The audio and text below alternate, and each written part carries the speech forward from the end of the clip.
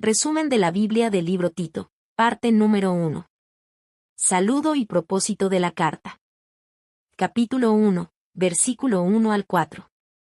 Introducción. Bienvenido a este estudio de la Epístola de Tito, un libro breve pero profundamente poderoso dentro del Nuevo Testamento. Aunque consta de solo 3 capítulos, cada palabra está llena de sabiduría práctica, enseñanza doctrinal y dirección espiritual. En esta carta, el apóstol Pablo no solo comparte instrucciones para la vida de la Iglesia, sino que también nos ofrece un ejemplo de cómo la fe verdadera se refleja en la conducta diaria, en el liderazgo y en las relaciones personales dentro de la comunidad cristiana. Hoy nos enfocaremos en los primeros 4 versículos de Tito, donde Pablo establece un saludo personal y define claramente el propósito de su carta. Estos versículos nos muestran la importancia de comenzar cualquier obra espiritual con humildad, reconocimiento de la autoridad de Dios y un corazón dispuesto a servir. A través de este estudio, descubriremos cómo un simple saludo y propósito inicial puede enseñarnos lecciones valiosas sobre liderazgo, servicio, fe auténtica y relaciones espirituales sólidas. Prepárate para profundizar en un texto corto, pero con un mensaje que tiene un impacto duradero en la vida personal y en la comunidad de fe. Saludo y propósito de la carta. En Tito capítulo 1, versículo 1, Pablo se presenta con estas palabras. Pablo, siervo de Dios y apóstol de Jesucristo. Estas palabras son más que un simple saludo formal, reflejan la identidad y el fundamento de su ministerio. Pablo no se define por su educación, su origen judío o su experiencia como líder, su autoridad proviene exclusivamente de su llamado divino. Ser siervo de Dios implica humildad, obediencia y disposición para poner los intereses de Dios por encima de los propios. Ser apóstol de Jesucristo significa ser un mensajero autorizado, llamado para llevar el Evangelio y establecer iglesias fieles. Reflexión. Como creyentes, esto nos enseña que la verdadera autoridad espiritual no se basa en títulos, poder o reconocimiento humano, sino en el compromiso de servir y obedecer a Dios. Todo ministerio genuino comienza desde la humildad, la fe y la entrega total al propósito de Dios. Antes de liderar a otros, debemos primero cultivar un corazón que sirva, que escuche y que se someta al Señor. En Tito capítulo 1, versículo 4, Pablo escribe: A Tito, verdadero hijo en nuestra común fe.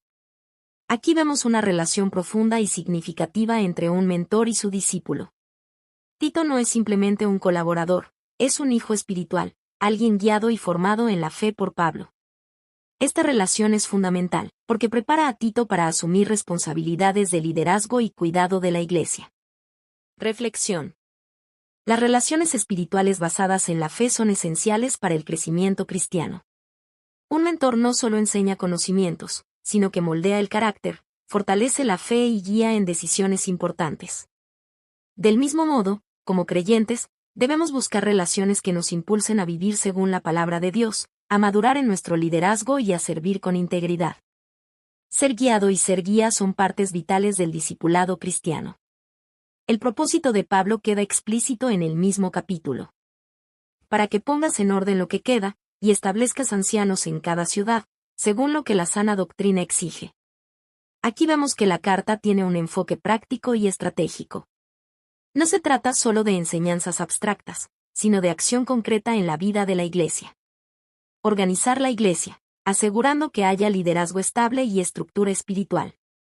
Asegurar la correcta enseñanza, proteger a la comunidad de falsos maestros o doctrinas equivocadas. Fortalecer la comunidad en la fe, promover la unidad, la madurez y la vida piadosa. Reflexión.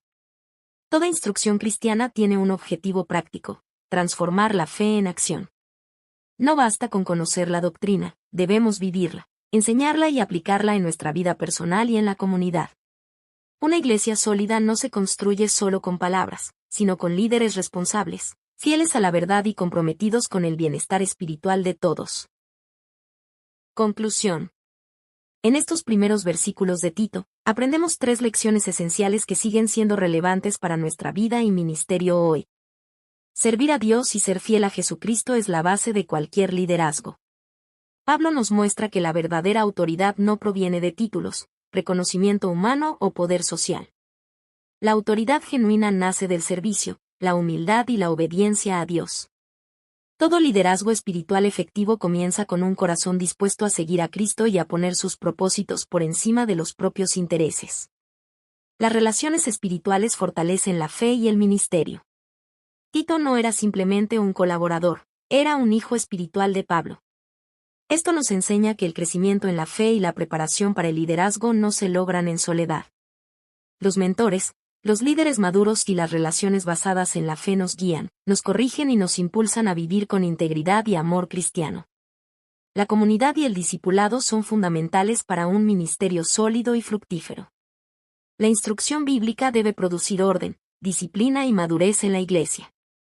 Pablo envía a Tito con un propósito claro: organizar la iglesia, establecer líderes y proteger la enseñanza de la verdad. Esto nos recuerda que la fe auténtica no se queda en ideas abstractas o emociones pasajeras, se manifiesta en acciones concretas, estructuras saludables y una comunidad guiada por la sana doctrina. La enseñanza bíblica tiene como meta transformar vidas y fortalecer la iglesia en todos sus niveles. En resumen, al estudiar Tito capítulo 1, versículo 1 al 4, comprendemos que la fe auténtica no solo se cree, sino que se organiza, se guía y se comparte con amor y responsabilidad. No se trata únicamente de recibir conocimiento espiritual, sino de aplicarlo en nuestra vida diaria, en nuestras relaciones y en nuestro servicio a los demás. Estos versículos nos llaman a reflexionar. ¿Estamos sirviendo con humildad y fidelidad a Dios? ¿Buscamos aprender y crecer bajo la guía de mentores espirituales? ¿Permitimos que la enseñanza bíblica transforme nuestra vida y la comunidad que nos rodea? Si respondemos sí a estas preguntas, podremos vivir una fe que no solo se sostiene en la mente o el corazón, sino que se expresa activamente en amor, responsabilidad y liderazgo sólido. Resumen de la Biblia del libro Tito, parte número 2. Instrucciones sobre los líderes de la Iglesia. Capítulo 1, versículos 5 al 16. Introducción. En la vida de toda comunidad cristiana, el liderazgo juega un papel fundamental. La salud espiritual de la Iglesia depende en gran medida de la fidelidad, el carácter y la responsabilidad de aquellos que han sido llamados a guiar al pueblo de Dios. Cuando los líderes caminan con integridad, la comunidad crece en unidad, madurez y conocimiento de la verdad. Pero cuando el liderazgo carece de dirección espiritual o de compromiso con la palabra de Dios, la Iglesia puede enfrentarse a confusión, debilidad y división. Desde los primeros días del cristianismo, la organización y el cuidado espiritual de las iglesias locales fueron una prioridad para los apóstoles.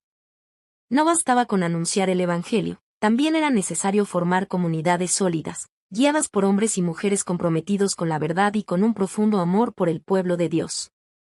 En su carta a Tito, el apóstol Pablo aborda precisamente este tema. Después de presentarse y explicar el propósito de su carta, Pablo pasa a dar instrucciones claras sobre cómo debe organizarse la iglesia y qué tipo de líderes deben dirigirla. Tito había sido dejado en la isla de Creta con una misión importante: fortalecer a las iglesias, corregir lo que aún necesitaba ordenarse y establecer líderes espirituales que pudieran cuidar y guiar a los creyentes. En Tito capítulo 1, versículos 5 al 16 encontramos enseñanzas profundas acerca de la responsabilidad de establecer líderes espirituales. Las cualidades que deben caracterizar a quienes sirven en ese rol y también una seria advertencia contra aquellos que distorsionan la verdad. Pablo no solo habla de la necesidad de liderazgo, sino del tipo de carácter que debe acompañar a ese liderazgo. Este pasaje nos recuerda que el liderazgo espiritual no es simplemente una posición de autoridad o reconocimiento dentro de la iglesia. Más bien, es un llamado a vivir con integridad, a enseñar la verdad con fidelidad y a proteger a la comunidad de todo aquello que pueda desviarla del camino de Dios. Los líderes no solo administran responsabilidades, también modelan con su vida lo que significa seguir a Cristo. A lo largo de este estudio veremos cómo Pablo establece principios que van más allá de una época o un lugar específico. Son principios que siguen siendo relevantes para la Iglesia hoy, principios de carácter, responsabilidad, discernimiento y fidelidad a la verdad. Al reflexionar sobre estas palabras, también podremos preguntarnos cómo cada creyente, ya sea en roles de liderazgo o como parte de la comunidad, puede contribuir al crecimiento espiritual, a la unidad y a la firmeza en la fe dentro de la Iglesia. Con esta perspectiva, nos adentramos ahora en las instrucciones que Pablo dio a Tito, instrucciones que continúan iluminando el camino para el liderazgo cristiano hasta nuestros días. liderazgo y verdad en la Iglesia. Estableciendo líderes en la Iglesia. En Tito capítulo 1, versículo 5, el apóstol Pablo explica una de las razones principales por las cuales dejó a Tito en la isla de Creta. Por esta causa te dejé en Creta, para que corrigieses lo deficiente, y establecieses ancianos en cada ciudad, así como yo te mandé. Estas palabras revelan que la iglesia en Creta estaba en un proceso de crecimiento, pero aún necesitaba orden y dirección espiritual. El Evangelio ya había llegado a esa región, y muchas personas habían comenzado a creer en Jesucristo. Sin embargo, las nuevas comunidades cristianas todavía necesitaban consolidarse, organizarse y recibir guía espiritual constante. En los primeros años de la iglesia, era común que los creyentes se reunieran en casas o pequeños grupos en distintas ciudades. Estas comunidades necesitaban líderes maduros que pudieran enseñar la palabra de Dios, resolver conflictos, animar a los creyentes y mantener a la iglesia firme en la fe. Por esta razón, Pablo confía a Tito una misión muy importante: establecer ancianos en cada ciudad. Estos ancianos no eran simplemente administradores o coordinadores, eran pastores espirituales que tenían la responsabilidad de cuidar al pueblo de Dios. Su labor incluía enseñar la verdad del Evangelio, aconsejar a los creyentes, velar por la unidad de la iglesia y proteger a la comunidad de enseñanzas equivocadas. Su liderazgo debía reflejar el amor, la sabiduría y la fidelidad que caracterizan a quienes han sido transformados por Cristo. Este pasaje nos muestra que el crecimiento de la iglesia no depende únicamente del entusiasmo inicial o de la emoción de la fe recién descubierta. También requiere estructura espiritual, liderazgo sabio y personas comprometidas con el cuidado del rebaño de Dios. Cuando una iglesia cuenta con líderes maduros, capaces de guiar con humildad y fidelidad, la comunidad puede crecer con estabilidad, profundidad espiritual y unidad. Reflexión. La iglesia necesita liderazgo fiel y responsable. No se trata solamente de organizar actividades o administrar recursos, sino de cuidar el corazón espiritual de la comunidad. Los líderes espirituales ayudan a guiar, enseñar, corregir y fortalecer a los creyentes. Su presencia permite que la iglesia se mantenga firme en la verdad y continúe creciendo en fe, amor y madurez espiritual. Las cualidades de los líderes espirituales. Después de explicar la necesidad de establecer líderes en la iglesia, Pablo describe las cualidades que deben caracterizar a quienes ocupan esta responsabilidad. Es interesante notar que Pablo no comienza hablando de talentos extraordinarios, habilidades de liderazgo o carisma personal. En cambio, el énfasis principal está en el carácter y la vida personal del líder. Para Pablo, el liderazgo espiritual comienza con una vida transformada por Dios. Entre las características que menciona se encuentran: integridad personal, viviendo de manera irreprochable y honesta delante de Dios y de las personas. Fidelidad en la familia, demostrando amor, responsabilidad y buen ejemplo dentro del hogar.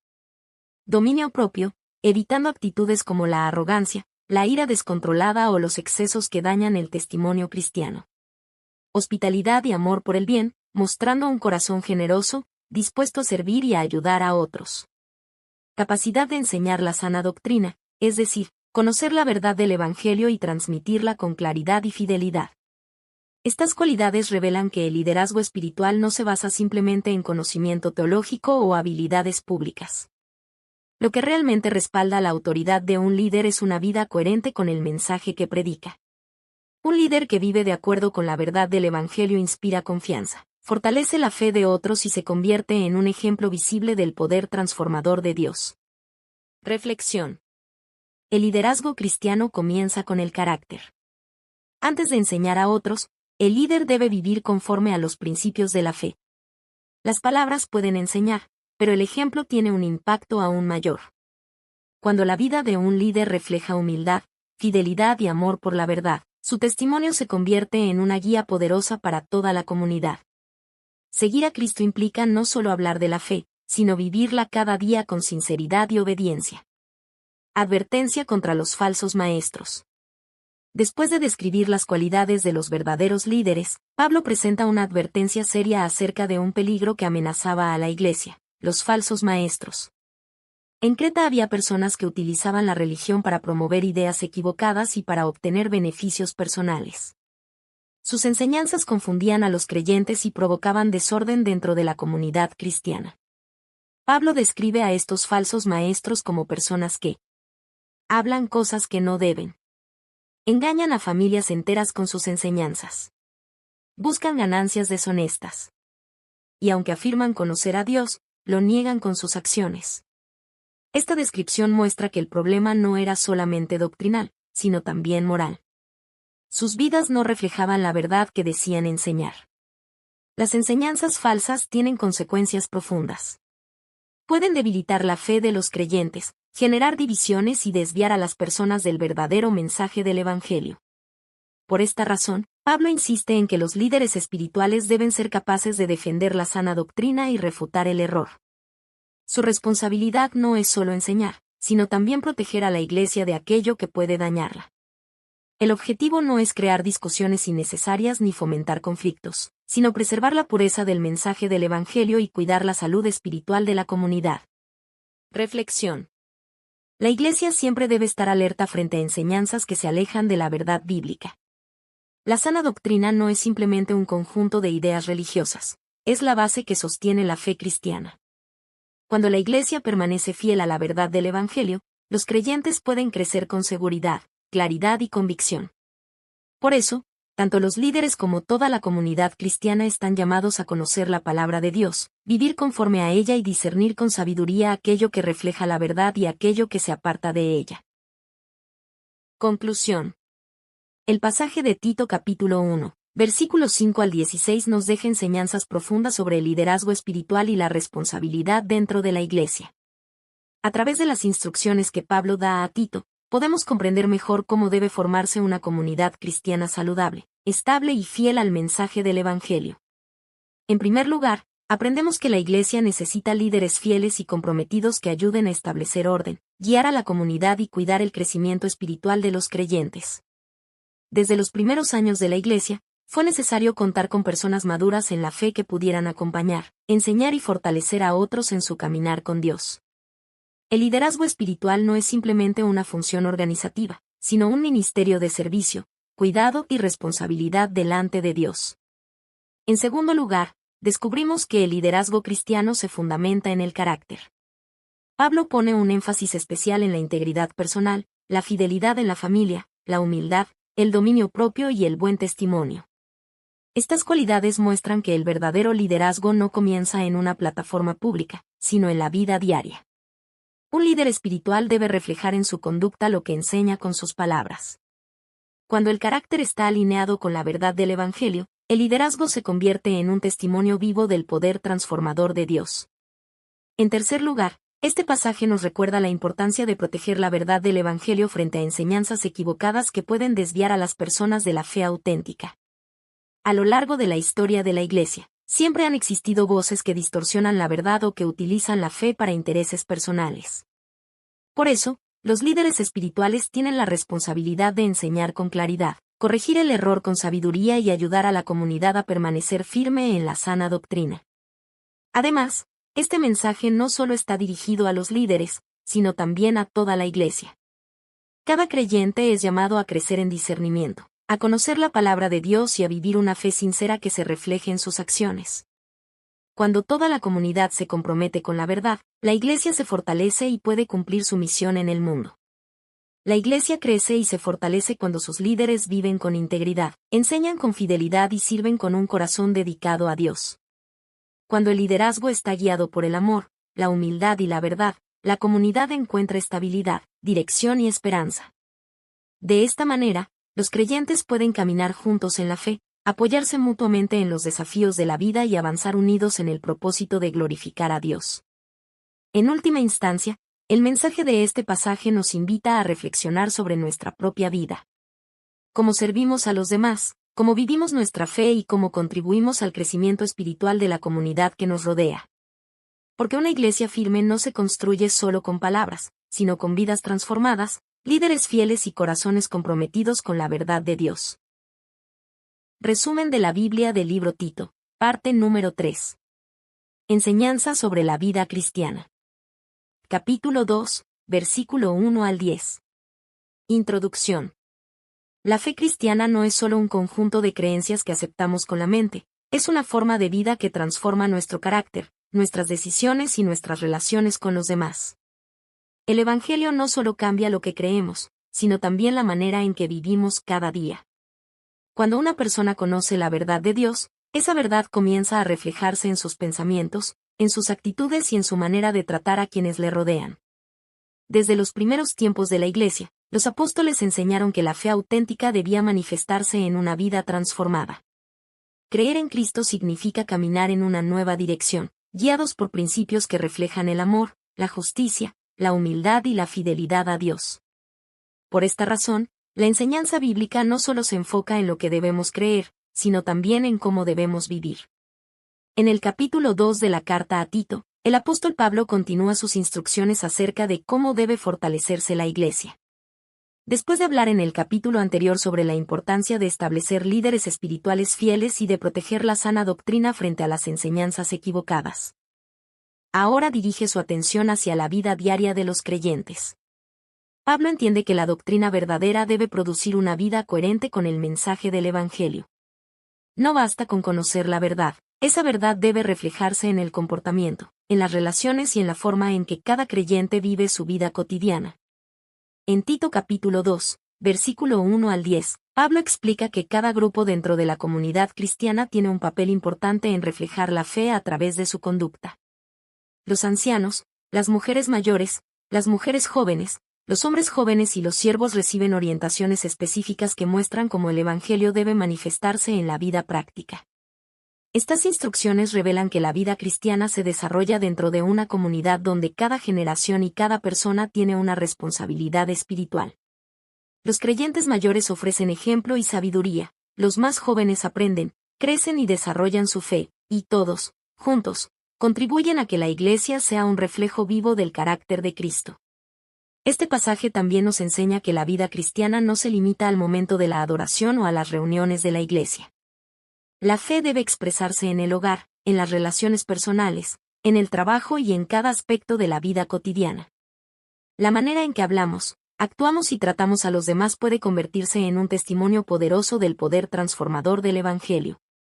Cuando los creyentes viven de acuerdo con la verdad que profesan, el mensaje del Evangelio se vuelve visible para quienes los rodean.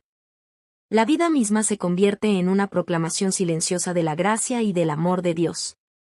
A través de este estudio descubriremos cómo la coherencia entre la fe y la conducta fortalece el testimonio cristiano. Edifica a la comunidad de creyentes y permite que el mensaje del Evangelio sea reflejado de manera clara en la vida de quienes creen. Con esta perspectiva, nos adentramos ahora en las enseñanzas de Pablo en Tito capítulo 2, donde la fe se presenta no solo como una doctrina que se aprende, sino como una vida que se vive diariamente en fidelidad a Dios. Una vida que refleja la fe. La importancia de la sana enseñanza. Pablo comienza este capítulo con una instrucción clara y directa para Tito. Pero tú habla lo que está de acuerdo con la sana doctrina. Con estas palabras, Pablo establece el fundamento de todo lo que sigue. La vida cristiana debe estar basada en la sana doctrina, es decir, en la enseñanza verdadera del Evangelio. Para el apóstol, la doctrina correcta no es un tema secundario ni un simple asunto académico. Es el punto de partida para una vida transformada. La palabra sana transmite la idea de algo saludable, puro y libre de corrupción.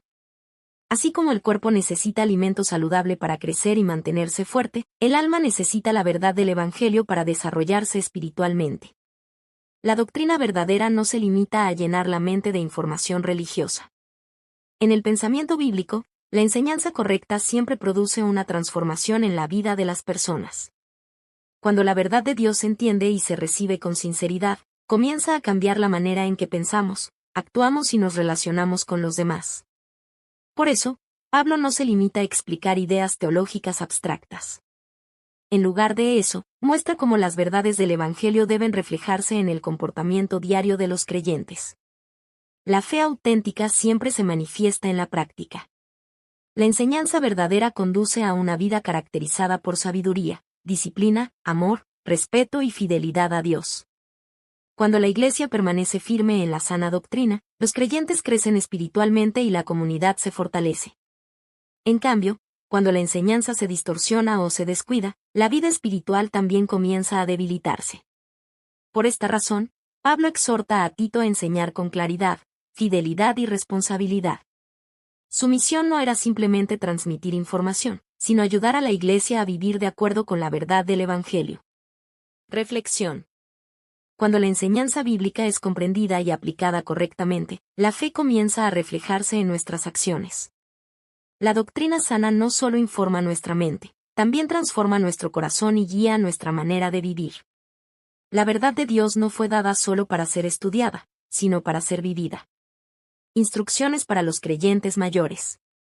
Después de establecer la importancia de la sana enseñanza, Pablo dirige sus palabras a los creyentes de mayor edad dentro de la comunidad. Los ancianos son llamados a vivir con sobriedad, dignidad y dominio propio. Estas cualidades reflejan estabilidad emocional, sabiduría y una vida guiada por principios firmes. Pablo también señala que deben ser sanos en la fe, en el amor y en la paciencia. Estas virtudes revelan una vida profundamente arraigada en la confianza en Dios. La fe firme les permite permanecer constantes incluso en medio de las dificultades. El amor los impulsa a cuidar y apoyar a los demás dentro de la comunidad. Y la paciencia les ayuda a perseverar con esperanza, incluso cuando enfrentan desafíos o pruebas. Los creyentes mayores ocupan un lugar muy importante dentro de la Iglesia. Su experiencia de vida, su testimonio y su ejemplo pueden influir profundamente en las generaciones más jóvenes. A lo largo de los años, han aprendido lecciones valiosas sobre la fidelidad de Dios, la importancia de la perseverancia y el valor de caminar con humildad. Esa experiencia se convierte en una fuente de sabiduría que puede ayudar a otros en su propio camino espiritual. En muchas ocasiones, el ejemplo silencioso de una vida fiel tiene un impacto más profundo que muchas palabras. Reflexión. La madurez espiritual no se mide solo por los años, sino por el crecimiento en la fe. Cuando las personas mayores viven con sabiduría, paciencia y amor, se convierten en modelos de fe que inspiran a otros a seguir el mismo camino. Su testimonio demuestra que una vida dedicada a Dios produce fruto duradero. El papel de las mujeres mayores. Pablo también dirige instrucciones específicas a las mujeres mayores dentro de la Iglesia. Las anima a vivir con reverencia, cultivando una vida de respeto, dignidad y piedad. Esto implica evitar comportamientos que dañen su testimonio y, en cambio, reflejar una vida guiada por el temor de Dios. Pero además de su propio testimonio personal, Pablo les asigna una responsabilidad muy significativa: enseñar y guiar a las mujeres jóvenes. Este principio revela un aspecto muy hermoso de la vida de la Iglesia. La fe no se transmite solamente a través de predicaciones o enseñanzas formales, sino también mediante relaciones cercanas, acompañamiento y ejemplo. Las mujeres mayores pueden ayudar a las jóvenes a aprender cómo vivir con amor, responsabilidad y sabiduría en sus relaciones familiares, en su vida personal y en su caminar espiritual. A través de consejos, apoyo y ejemplo, pueden mostrar cómo la fe se vive en las decisiones diarias, en las relaciones y en los desafíos de la vida. Este modelo refleja un principio importante en la vida de la Iglesia: la transmisión de la sabiduría espiritual de una generación a otra. Cuando las generaciones se apoyan mutuamente, la comunidad cristiana se vuelve más fuerte, más unida y más madura. Reflexión. El discipulado no ocurre solamente en aulas o estudios formales. Muchas veces se desarrolla en conversaciones sencillas, en momentos compartidos y en ejemplos de vida. Cuando los creyentes maduros acompañan y orientan a quienes están comenzando su camino espiritual, la Iglesia crece en unidad y en profundidad espiritual. Instrucciones para los jóvenes y los siervos. Pablo también dirige palabras a los jóvenes, exhortándolos a vivir con dominio propio y a cultivar una vida marcada por la seriedad y la integridad. La juventud es una etapa llena de energía, entusiasmo y potencial. Sin embargo, también es una etapa en la que se toman decisiones importantes que pueden influir profundamente en el futuro. Por esta razón, Pablo anima a los jóvenes a desarrollar sabiduría y autocontrol. El dominio propio ayuda a tomar decisiones responsables, a resistir influencias negativas y a vivir de manera coherente con los valores del Evangelio. Pablo también exhorta a Tito a ser un ejemplo para ellos. Como líder, debía mostrar integridad, honestidad y fidelidad en su enseñanza y en su vida personal. El ejemplo de un líder fiel puede inspirar a muchos jóvenes a caminar con convicción en su fe. Además, el apóstol da instrucciones a los siervos, quienes en el contexto de aquella época eran trabajadores bajo autoridad. Pablo los exhorta a vivir con obediencia, honestidad y fidelidad en sus responsabilidades. Les anima a evitar la deshonestidad y a demostrar una actitud confiable y respetuosa en su trabajo. El propósito de esta enseñanza es muy claro, que, a través de su conducta, adornen la doctrina de Dios. Esta expresión significa que la vida de los creyentes puede resaltar la belleza y el valor del mensaje del Evangelio. Cuando las personas ven una vida marcada por la honestidad, la responsabilidad y la integridad, pueden reconocer que el Evangelio tiene el poder de transformar el corazón humano. Reflexión. La fe cristiana debe reflejarse en todas las áreas de la vida, en nuestras relaciones, en nuestras responsabilidades y en nuestro trabajo. Cuando vivimos con integridad, humildad y fidelidad, nuestra vida se convierte en un testimonio visible del poder transformador de Dios. La manera en que vivimos puede abrir puertas para que otros conozcan la verdad del Evangelio y descubran el amor de Dios. Conclusión. El pasaje de Tito capítulo 2, versículo 1 al 10 nos enseña que la vida cristiana no es una experiencia aislada ni individual.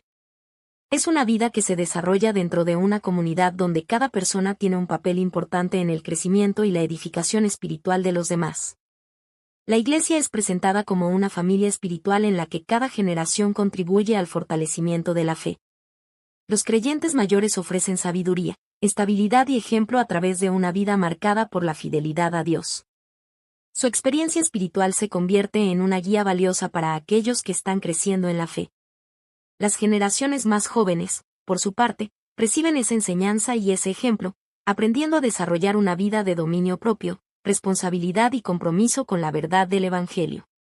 De esta manera, la fe no solo se transmite por medio de palabras, sino también a través del testimonio visible de una vida transformada. Pablo también nos recuerda que el mensaje del Evangelio debe reflejarse en todos los aspectos de la vida. No se limita a los momentos de adoración o a los espacios de enseñanza dentro de la iglesia. La fe cristiana se expresa en el hogar, en las relaciones familiares, en la manera en que tratamos a los demás y en la forma en que cumplimos nuestras responsabilidades diarias. Cuando cada creyente vive con integridad, humildad y amor, la doctrina de Dios se vuelve visible. Las acciones de los creyentes comienzan a reflejar la belleza, la sabiduría y la gracia del Evangelio. Por eso Pablo utiliza una expresión muy significativa al hablar de adornar la doctrina de Dios. Esto significa que nuestra forma de vivir puede mostrar al mundo el valor y la hermosura del mensaje de salvación. Una vida coherente con la fe no solo fortalece a la Iglesia, sino que también se convierte en un poderoso testimonio para quienes aún no conocen a Dios. Así, Tito 2 nos invita a reflexionar profundamente sobre nuestra manera de vivir. Nos recuerda que la fe auténtica no se limita al conocimiento o a las palabras, sino que se manifiesta en una vida transformada por la verdad de Dios. Cuando la enseñanza bíblica guía nuestro corazón, nuestras decisiones y nuestras relaciones, la comunidad cristiana crece en unidad, madurez y amor. De esta manera, el pueblo de Dios se convierte en una luz para el mundo, mostrando con su vida que el Evangelio tiene el poder de transformar corazones, restaurar relaciones y conducirnos a una vida de propósito, santidad y fidelidad. Así, Tito 2 nos llama a vivir una fe que no solo se escucha o se aprende, sino una fe que se practica cada día, reflejando en nuestras acciones la gracia, la verdad y el amor de Dios. Resumen de la Biblia del libro Tito, parte número 4. El propósito de la gracia y la exhortación final.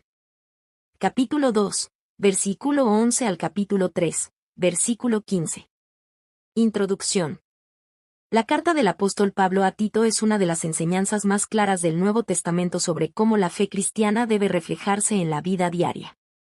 A lo largo de esta carta, Pablo no solo se preocupa por la organización de la Iglesia o por establecer líderes fieles, sino también por la transformación profunda que el Evangelio produce en el corazón de cada creyente. Para Pablo, la fe cristiana no es simplemente una idea que aceptamos con la mente ni una tradición religiosa que seguimos por costumbre. La fe es una realidad viva que cambia la manera en que pensamos, hablamos, actuamos y nos relacionamos con los demás. Después de ofrecer instrucciones sobre el carácter de los líderes y sobre la conducta de los diferentes grupos dentro de la comunidad cristiana, Pablo dirige ahora nuestra atención hacia el fundamento de toda esa vida transformada, la gracia de Dios. En Tito capítulo 2, versículo 11 al capítulo 3, versículo 15 encontramos uno de los mensajes más profundos y llenos de esperanza del Nuevo Testamento. Pablo explica que la gracia de Dios ha aparecido para traer salvación a todas las personas. Esta gracia no es un concepto abstracto ni una idea distante, es la manifestación del amor de Dios que se ha acercado a la humanidad para rescatarla, restaurarla y darle una nueva vida.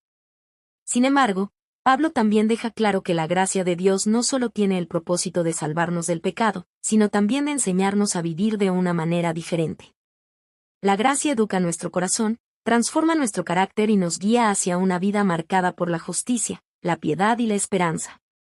Por medio de esta gracia aprendemos a rechazar aquello que nos aleja de Dios y a abrazar una vida que refleje su verdad y su amor. La gracia nos enseña a vivir con dominio propio, a actuar con integridad y a esperar con confianza el cumplimiento de las promesas de Dios. En este pasaje, Pablo también recuerda a los creyentes que la transformación espiritual debe manifestarse en la forma en que tratamos a otras personas. Los cristianos están llamados a vivir con humildad, paciencia y respeto, evitando la arrogancia, la violencia y las discusiones que producen división. En lugar de responder al mal con mal, el pueblo de Dios debe reflejar la bondad y la misericordia que ha recibido. La vida cristiana se convierte así en un testimonio visible de la gracia que ha transformado el corazón. Además, Pablo ofrece exhortaciones prácticas para fortalecer la vida de la Iglesia. Anima a los creyentes a dedicarse a las buenas obras, a apoyar a los líderes que enseñan la verdad y a evitar los conflictos inútiles que solo generan confusión y división dentro de la comunidad.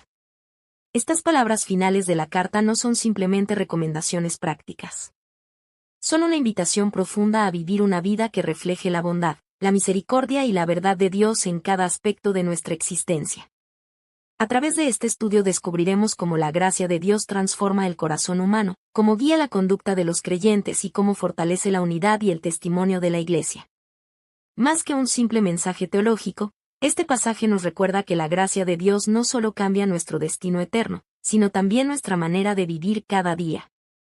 Y al comprender el propósito de esa gracia, somos invitados a vivir con gratitud, humildad y fidelidad, reflejando en nuestra vida el amor del Dios que nos ha llamado a una nueva esperanza. El propósito de la gracia y la exhortación final. La gracia que trae salvación. En Tito capítulo 2, versículo 11, el apóstol Pablo declara una de las verdades más profundas y centrales del Evangelio. Porque la gracia de Dios se ha manifestado para salvación a todos los hombres. Con estas palabras, Pablo resume el corazón del mensaje cristiano. La salvación no comienza con el esfuerzo humano, ni con la búsqueda religiosa del hombre, sino con la iniciativa amorosa de Dios. La palabra gracia es uno de los conceptos más importantes de la fe cristiana. Se refiere al favor inmerecido de Dios, al amor que Él muestra hacia la humanidad aun cuando no lo merecemos. La gracia es el regalo divino que se ofrece libremente, sin que podamos ganarlo o comprarlo. Desde el principio de la historia humana, el pecado ha separado a las personas de Dios. La humanidad ha intentado encontrar sentido, redención y reconciliación por medio de sus propios esfuerzos, pero ninguna obra humana puede borrar la culpa ni restaurar completamente la relación con el Creador. Por eso, la gracia es tan extraordinaria. Dios no esperó a que la humanidad alcanzara la perfección. En lugar de eso, Él tomó la iniciativa para ofrecer salvación. Pablo nos recuerda que la salvación no es el resultado de nuestras buenas acciones ni de nuestros méritos personales. No depende de nuestro nivel de moralidad, de nuestras obras religiosas ni de nuestra capacidad para obedecer perfectamente la ley. La salvación es un regalo que Dios ofrece por medio de su amor y su misericordia. Sin embargo, la gracia de Dios no solo tiene el propósito de perdonar el pasado o asegurar el futuro eterno de los creyentes. Pablo explica que la gracia también tiene un propósito transformador en el presente. La gracia educa el corazón humano. Pablo afirma que la gracia nos enseña a renunciar a la impiedad y a los deseos desordenados. Esto significa que la gracia actúa como un maestro que guía nuestra vida hacia una nueva manera de vivir. Cuando una persona recibe la gracia de Dios, su corazón comienza a cambiar. Aquello que antes parecía normal o aceptable comienza a verse con una nueva perspectiva. El creyente aprende a rechazar lo que lo aleja de Dios y a buscar aquello que refleja la voluntad divina. La gracia nos enseña a vivir de manera sobria, justa y piadosa. Vivir sobriamente implica desarrollar dominio propio, aprender a controlar nuestros impulsos y actuar con sabiduría. Vivir justamente significa relacionarnos con los demás con honestidad, respeto y rectitud. Y vivir piadosamente significa mantener una relación sincera con Dios, reconociendo su presencia y buscando honrarlo en cada aspecto de nuestra vida. En otras palabras, la gracia no solo nos rescata del pecado, también nos guía hacia una nueva manera de vivir. Además, Pablo nos recuerda que los creyentes viven con una esperanza futura. Mientras caminamos en esta vida, esperamos la esperanza bienaventurada, la gloriosa manifestación de Jesucristo. Esta esperanza llena el corazón del creyente de ánimo y perseverancia. Saber que Cristo regresará y que la redención será completada fortalece la fe en medio de las dificultades. La vida cristiana, por lo tanto, se vive entre dos realidades, la gracia que ya ha sido revelada y la gloria que aún está por manifestarse. Esta esperanza no es una ilusión ni un simple deseo, es una certeza basada en las promesas de Dios. Y esa esperanza inspira a los creyentes a vivir con fidelidad, sabiendo que su vida tiene un propósito eterno. Reflexión. La gracia de Dios no solo cambia nuestro destino eterno, también transforma nuestra vida presente. Cuando comprendemos la profundidad del amor de Dios, nuestro corazón comienza a responder con gratitud. La obediencia deja de ser una obligación pesada y se convierte en una respuesta natural al amor que hemos recibido. La gracia despierta en nosotros el deseo de vivir de acuerdo con la voluntad de Dios y de reflejar su carácter en nuestras decisiones diarias. Recordar quiénes éramos y lo que Dios hizo. En el capítulo 3 de la carta, Pablo invita a los creyentes a mirar hacia atrás y recordar su pasado. Él describe cómo era la condición humana antes de conocer a Dios. Las personas vivían en ignorancia espiritual, sin comprender plenamente la verdad de Dios ni el propósito de su vida. Muchos estaban esclavizados por deseos egoístas, dominados por pasiones desordenadas y atrapados en conflictos, rivalidades y envidias. Las relaciones humanas se caracterizaban por la competencia, el resentimiento y la falta de amor verdadero. Este retrato no pretende humillar ni condenar a los creyentes. Pablo menciona esta realidad con un propósito muy diferente, recordar la grandeza de la misericordia de Dios. Porque en medio de esa condición humana aparece una de las declaraciones más hermosas del Nuevo Testamento. Pero cuando se manifestó la bondad de Dios nuestro Salvador, y su amor para con los hombres, nos salvó. Estas palabras muestran el contraste entre la debilidad humana y la compasión divina. Dios no nos salvó porque hubiéramos alcanzado un nivel suficiente de justicia. Tampoco lo hizo porque nuestras obras fueran dignas de recompensa. La salvación proviene únicamente de la misericordia de Dios. Pablo explica que Dios nos salva por medio de la renovación que produce el Espíritu Santo. Esta renovación es una transformación profunda que comienza en el corazón. El Espíritu Santo obra en la vida del creyente, renovando su mente, cambiando sus deseos y guiando sus acciones. La persona que experimenta esta renovación comienza a ver el mundo con nuevos ojos. Sus valores cambian, sus prioridades se transforman y su manera de relacionarse con los demás se vuelve diferente. Pablo quiere que los creyentes recuerden este proceso para que vivan con humildad. Recordar nuestro pasado nos protege del orgullo espiritual. Nos recuerda que todos dependemos de la gracia de Dios y que nadie puede considerarse superior a los demás. Reflexión. Recordar lo que Dios ha hecho por nosotros nos ayuda a vivir con humildad. Cuando comprendemos que la salvación es un regalo de gracia, aprendemos a tratar a los demás con paciencia, misericordia y amor.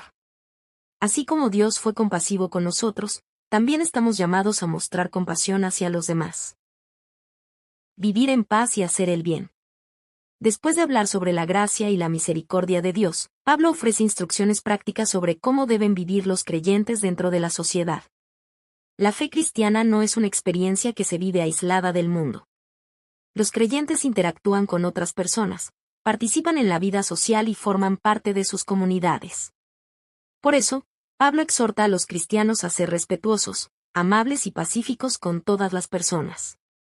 Los creyentes deben evitar la arrogancia, la agresividad y el deseo de imponer su voluntad sobre otros.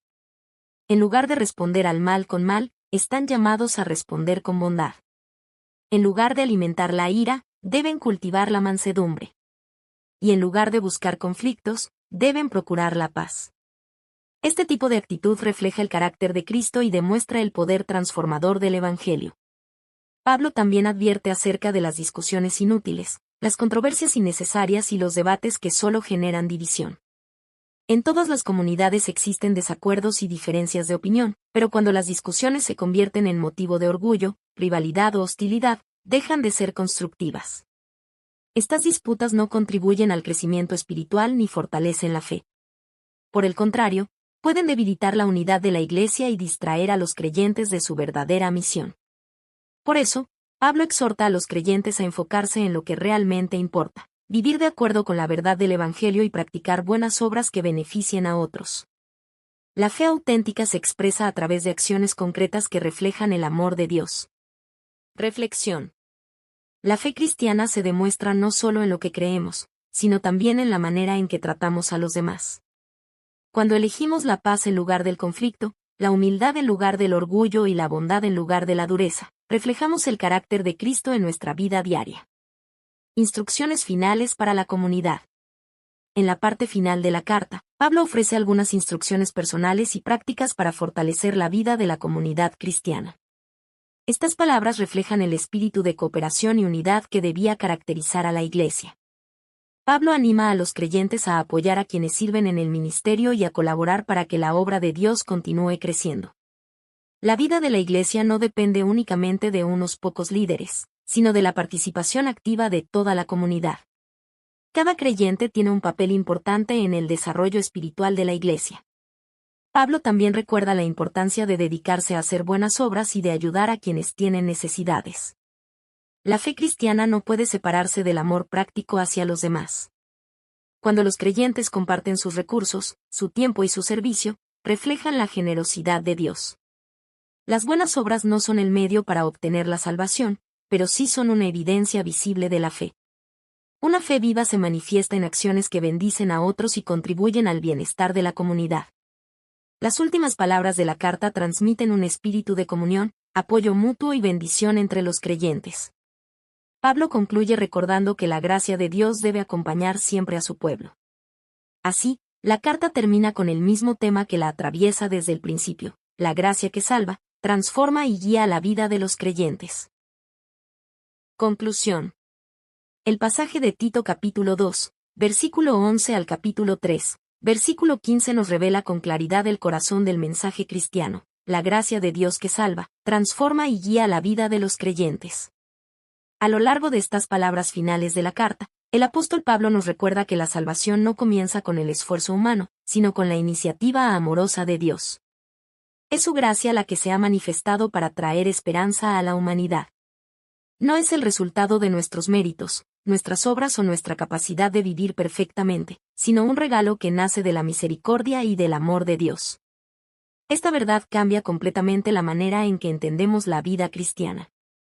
No vivimos para ganar el favor de Dios, vivimos porque ya hemos recibido su gracia. Sin embargo, Pablo también deja claro que la gracia no solo tiene el propósito de perdonar el pasado o asegurar el futuro eterno. La gracia también transforma el presente. Cuando el amor de Dios toca el corazón humano, comienza un proceso de renovación que afecta nuestras decisiones, nuestras actitudes y nuestra manera de relacionarnos con los demás. La gracia nos invita a dejar atrás la vieja manera de vivir, una vida dominada por el egoísmo, el orgullo y los deseos desordenados, y nos llama a caminar en una nueva vida marcada por la justicia, la piedad y la esperanza.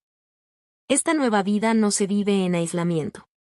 La fe cristiana se desarrolla dentro de una comunidad y se expresa en la forma en que tratamos a las personas que nos rodean. Por eso Pablo exhorta a los creyentes a vivir con humildad, paciencia y respeto. En un mundo donde el conflicto, la rivalidad y la dureza de corazón son tan comunes, los cristianos están llamados a reflejar una actitud diferente. En lugar de responder al mal con mal, están llamados a responder con bondad. En lugar de alimentar la división, están llamados a buscar la paz. En lugar de actuar con arrogancia, están llamados a vivir con mansedumbre y consideración hacia todos. De esta manera, la vida del creyente se convierte en un testimonio visible del poder transformador del Evangelio. Pablo también advierte sobre el peligro de las discusiones inútiles y los conflictos que no producen crecimiento espiritual. Las controversias motivadas por el orgullo o el deseo de tener la razón pueden distraer a la Iglesia de su verdadero propósito.